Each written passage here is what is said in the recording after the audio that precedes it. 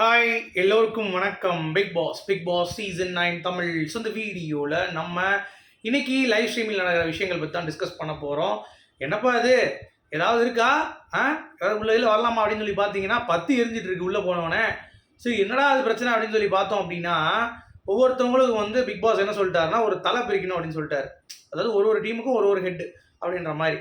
So அதுக்கான discussion வந்து போயிட்டு இருக்கு அப்படிங்கிறது தான். அதில் வந்து நிறைய வாக்குவாதங்கள், அதை பற்றி நம்ம வந்து பேச போகிறோம். அடுத்து பார்வதி எனக்கு நீ வந்து ஒரு விஷயம் எனக்கு சொல்லிட்ட அப்படின்ற மாதிரி கமருதீனை போட்டு ஒரு பொழந்துட்டாங்க.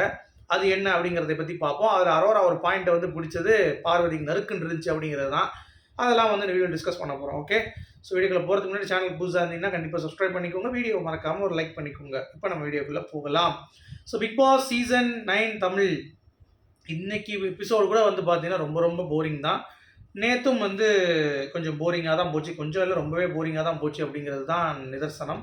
பட் இட்ஸ் ஓகே அப்படின்னால ஒரு பக்கம் வந்து இருந்தாலும் நம்ம சமாளிச்சுட்டு போனாலும் பார்வதி அண்ட் அந்த கண்டென்ட் இருக்குல்ல, கமருதீன் ப்ளஸ் பேர் என்ன நம்ம அரோரா, அவங்க மூணு பேசிக்கணும். அரோராவை அவங்க எப்படி கிழிச்சாங்க, நீ வந்து உனக்கு 3 பொண்டாட்டி 3 புருஷன் அப்படி இப்படின்னு சொல்லி என்னென்னமோ பேசினாங்க பார்வதி. ஆனால் கமருதீன் வந்து பார்த்தீங்கன்னா ஒரு ஃப்ளோவில் வந்து பார்வதி என்ன பண்ணிட்டான், உன்னோட 2வது புருஷன் அப்படின்னு சொல்லிட்டான்.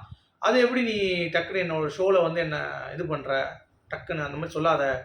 ஏய் நான் சும்மா தான்ப்பா சொன்னேன், ஒரு ஃபண்ணுக்கு தான் சொன்னேன்னொன்னே, இல்லை எனக்கு அது ஒரு மாதிரி இருந்துச்சுன்னு சொல்கிறேன். பார்வதி சொன்னோடனே ஒரு டென்ஷன் ஆகிடுறாங்க. என்னப்பா அது டாஸ்க் எதையும் கொஞ்சம் குழப்புறானுங்க.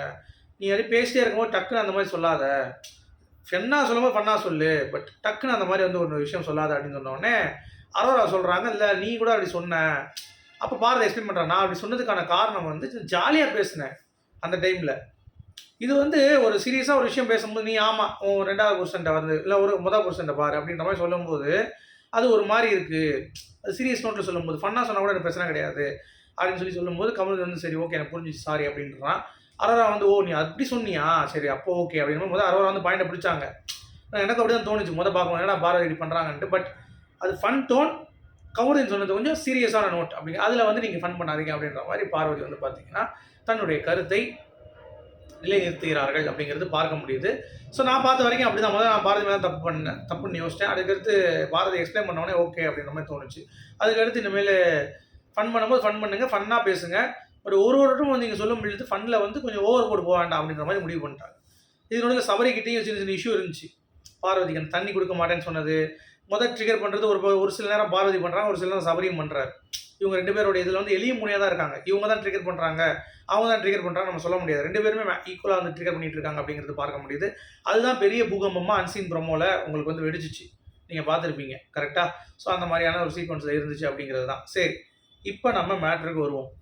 என்ன நடக்குது பிக் பாஸ் வீட்டுக்குள்ளே அப்படின்னு சொல்லி பார்த்தீங்கன்னா, பிக் பாஸ் வீட்டில் இப்போ ஒன்றும் கிடையாது. டீம் வந்து பிரிக்க சொல்லியிருக்காங்க. அதில் வந்து கேப்டனை வந்து இது பண்ண சொல்லியிருக்காங்க.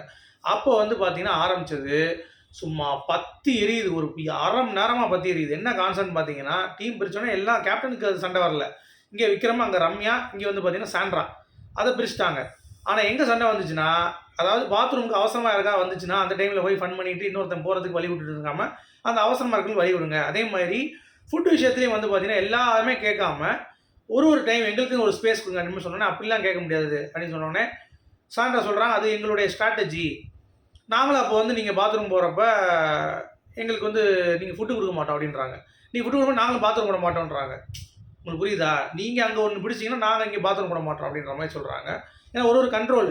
க்ளீனிங்கில் ஒருத்தவங்க இருக்காங்களா, க்ளீனிங்லேயே வந்து பார்த்தீங்கன்னா அப்படியே அவங்களும் என்ன பண்ணுறதுன்னு தெரியாமல் வந்து முடிச்சுட்டு இருக்காங்க. ஸோ இவங்களுக்கு பேசிக்காக என்னென்னா எல்லாத்துக்கும் டைம் எடுத்து பண்ணலாம் அப்படின்னு சொல்லி விக்ரம் வந்து ஒரு ஐடியா கொடுக்குறாப்புல. நீங்கள் எதுவுமே பண்ண வேணாங்க, கொஞ்சம் யோசிப்போம். ஏன்னா நம்ம வந்து தொடர்ந்து இதே வந்து பண்ணிட்டு இருந்தால் மக்களுக்கு போர் அடிக்கும். அதனால் 3 டீம் தனியாக போயிட்டு எப்படி பண்ணலாம்னு சொல்லி பிளான் பண்ணிவிட்டு அதுக்கடுத்து வந்து கொடுப்போம். அப்போ நீங்கள் உடனே வேணும்னு சொல்லி கேட்காதீங்க கிச்சனில். அப்போ நான் கேட்பேன் அப்படின்றான் விஜய்.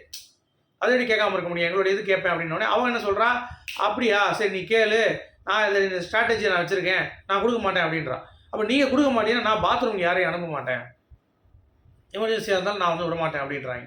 ஸோ இது ஒரு வாக்குவாதம் ஆகிட்டு கடைசி வந்து பார்த்தீங்கன்னா ஒத்துக்கவே மாட்டுறாங்க. அப்படியே சலசலப்பு வருது. குறிப்பாக வந்து இந்த க்ளீனிங் டீமும் அப்புறம் நம்ம இதுதான் வந்து பயங்கரமான ஒரு சண்டை. அதாவது எஃப்ஜேவோடைய டீமும் இந்த சைடு வந்து சாண்ட்ராவுடைய டீம் தான் பயங்கரமான ஒரு சண்டை போட்டுட்டு இருக்காங்க. அதுலேயும் வந்து நான் உனக்கு ஒன்று பண்ணால் நீ ஒன்று கொடுக்க மாட்டேன், அப்போ நான் எதுக்கு அதை பண்ணணும் அப்படின்ற மாதிரி அந்த ஒரு ஆங்கிலே போயிட்டு இருந்துச்சு. ஒரு கட்டத்துக்கு மேலே விக்ரம் வந்து ஐயோ இது வந்து வாக்குவாதம் போயிட்டு இருக்கு, கொஞ்சம் மன்னிச்சுக்கோங்க, கெஞ்சி கேட்குறேன் உங்களை, கெஞ்சி கேட்குற சாண்ட்ராட்ட சொல்லும் பொழுது வினோத் வந்து டென்ஷன் ஆயிடுறாப்புல. எதுக்கு நீ கேட்குற, கெஞ்சி எதிராக கேட்குற அப்படின்ற மாதிரி ஏறி வராரு. ஏன்னா சாண்ட்ரா கிட்ட எதுக்கு நீ கெஞ்சுற, போனோட டாஸ்க் கொடுத்தாங்க, அதுலேயே நீ வந்து பார்த்தீங்கன்னா ப்ளீஸ் விட்டுருங்க அப்படின்னு சொல்லி கெஞ்சி கேட்டுட்டு இருக்க, தைரியமாக பேசு, எதுக்கு நீ வந்து கெஞ்சி கேட்குற, அதெல்லாம் கேட்காத சொல்லி ரொம்ப கடுப்பாக வந்து காணாமத்து வந்து பார்த்தீங்கன்னா ஒரு பொழக்கிறாரு. அப்படியே சதறிடுச்சு வீடே, என்னடா அது அப்படின்ற மாதிரி. அப்புறம் வந்து அவர் போட்ட ஒரு போர்டில் தான் அமைதியாக இருக்காங்க, எல்லாரும் உட்காந்து என்ன கேட்கலாம் அப்படின்னு சொல்லி பேசும்போது அதே மாதிரி சாண்ட்ராரை புலம்பிட்டாங்க. என்ன டாஸ்க்குன்னு பார்க்காம வந்து மன்னிப்புலாம் கேட்டுட்டு இருக்கான், கெஞ்சிட்டு இருக்கான். ஏங்க அவன் ஓப்பன் மைக்காக பண்ணுறான், பெர்ஃபார்ம் பண்ணும்போது அது பண்ணுறது ஓகே, பட் இது டாஸ்க், இதில் எப்படி நீங்கள் டைம் கேட்டு பண்ணிட்டு இருப்பீங்க. அதே மாதிரி சாண்ட்ரா வந்து ஒரு பாயிண்டை போட்டு அவனை லாக் பண்ணுறாங்க. ஸோ இதுதான் நடந்துச்சு. உங்களுடைய கருத்துக்கள் சொல்லுங்கள், மீண்டும் சந்திப்போம்.